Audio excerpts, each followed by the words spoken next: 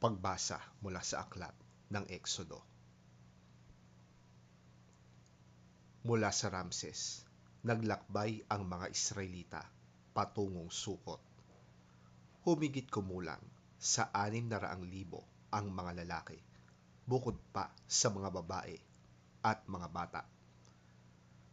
Maraming hindi Israelita ang sumama sa kanila. Marami rin silang dalang tupa, kambing at baka.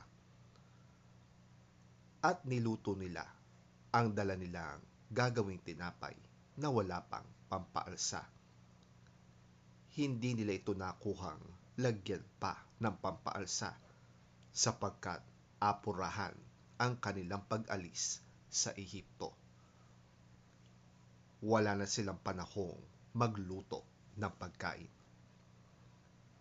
Nanirahan ang mga Israelita sa Ehipto ng 430 taon. Huling araw ng ika-430 taon nang umalis sa Ehipto ang lahat ng lipi ng bayan ni Yahweh.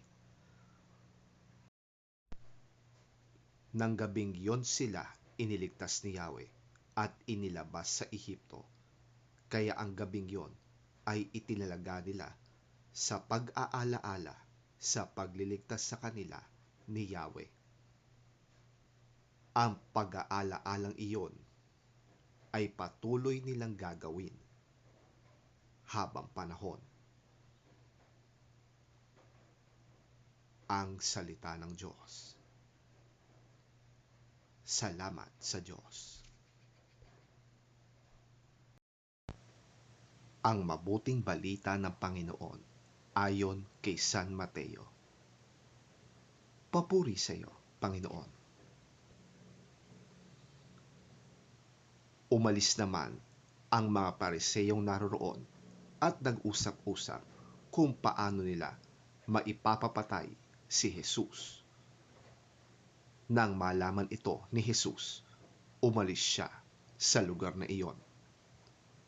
Maraming tao ang sumunod sa kanya at pinagaling niya ang lahat ng may sakit. Ngunit mahigpit niyang ipinagbilin na huwag nilang ipamalita kung sino siya. Sa gayon, natupad ang sinabi ng Diyos sa pamamagitan ni Propeta Isaías. Narito ang lingkod ko na aking hinirang, ang aking minamahal at lubos na kinalulugdan.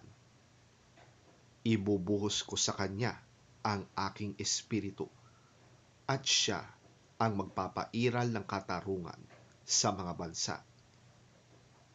Hindi siya makikipag-away o makikipagsigawan, ni magtataas ng boses sa mga lansangan.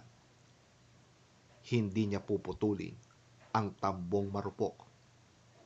Hindi rin niya papatayin ang ilawang umaandap, hanggang katarungay hindi nagtatagumpay ng ganap. At ang pag-asa ng mga hentil sa kanya ay ilalagak.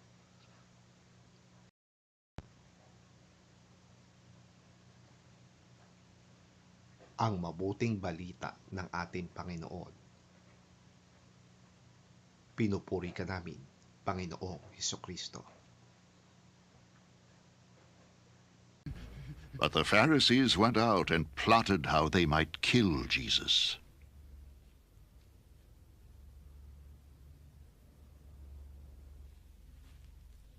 Aware of this, Jesus withdrew from that place. Many followed him, and he healed all their sick, warning them not to tell who he was.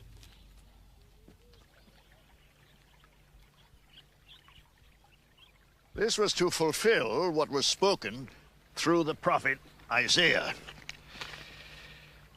Here is my servant, whom I have chosen, the one I love, in whom I delight. I will put my spirit on him, and he will proclaim justice to the nations. He will not quarrel or cry out. No one will hear his voice in the streets. A bruised reed he will not break, and a smoldering wick he will not snuff out, till he leads justice to victory. In his name, the nations will put their hope.